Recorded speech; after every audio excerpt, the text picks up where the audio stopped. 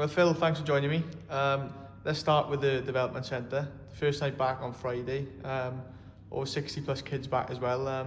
Must be really pleased to see so many people coming back. Oh, absolutely. It's taken a while to get it going. Lots of people being involved.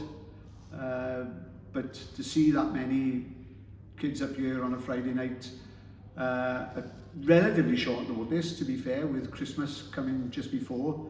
COVID, the weather wasn't brilliant on the day, but no, to have that many on the first night is really encouraging, especially at the younger age groups, 6s and 7s especially. You look at them and they're the base of any team, any club, and who knows, 10 years time they could be playing for our youth team here. And that was one of the things I was going to pick up on is we've seen a lot of youngsters playing for the club in pre-season. It's clear to see there's a pathway for Dean and it is given the opportunities to the youngsters as well.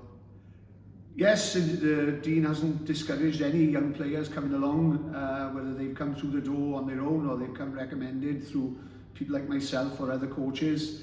You've got Ty Duggan, young Dominic who's been training with us, Llewellyn who travels at fair distance to come and train with us, and look at Ellis Hibbard who's not only trained but he's played in a number of games already this season, and Ellis is only 17, so it speaks volumes for the club and Clarkey in particular that he's willing to give these young players an opportunity, and again hopefully these young lads will be with us for a number of years. And what are the main benefits for joining the development centre? Because you said it's for youngsters, they're trying to break through the pathway for the first team as well. Just give us an insight into just what it's all about, really. Well, not every young player is going to achieve, the highest standard, and not every player that comes to us is going to play for our first team. That will apply anywhere. But we're not turning any young players away. They're going to get decent coaching on a Friday night and on a Wednesday with the older age groups, which I'll touch upon later. There's a sad lack of opportunity in the Heads of the Valley area. We're just not just looking at lads in Merthyr, but if there's anybody in the upper valleys of the Heads of the Valley area, across over towards Aberdare, if anybody's interested in coming along, like we did a while ago when we had our academy status, then we're only too happy to see those lads and encourage them and learn from good coaches. You mentioned the coaches there. We've recruited a lot over the last couple of weeks in terms of the coaches. We've got a lot of number of the first team players involved, like Kerry Morgan, Dylan Jones, Jamie Cogman as well. How important is it to have those individuals around the team? Oh, I think it's very important that you've got people who are playing or have played at a real high standard. We've not only got Kerry, Jamie and Dylan involved. Matty Harris is involved as he was previously.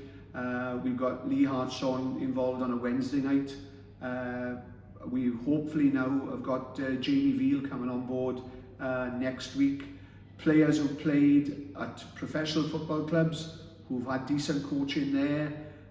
They've had experience in football league and non-league circles, and if children and players alike can't learn from people like that, then that's what we're aiming for, to have good players and good coaches with lots of experience being passed on.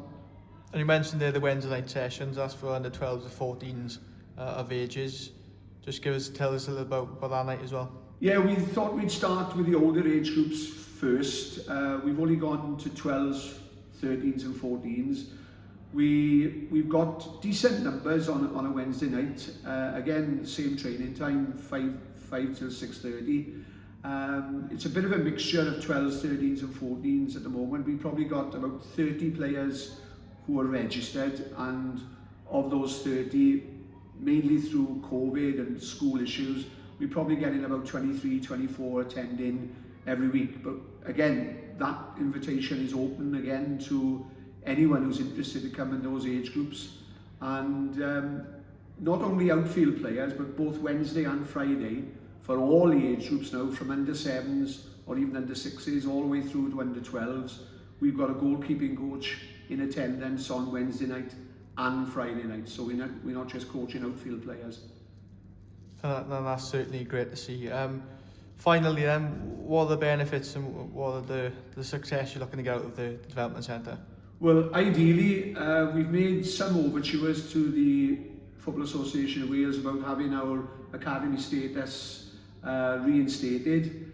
Obviously, we can't go into the application system without having players and coaches already in place, so that's one of the main reasons why we started the development centre of our own, and hopefully our academy application will reach fruition and we'll have players then playing in probably the highest standard they can play in the area, next to playing for Cardiff or Swansea's academy. The FAW academy system is a very, very good standard of football from 6-year-old up to 19-year-old, and it's a good basis and a good learning area with good competition, playing against good players and good, well-organised clubs, and it'll make a change from the local football that the boys already play. I want to make it clear that we're not looking to steal or take players from their local clubs.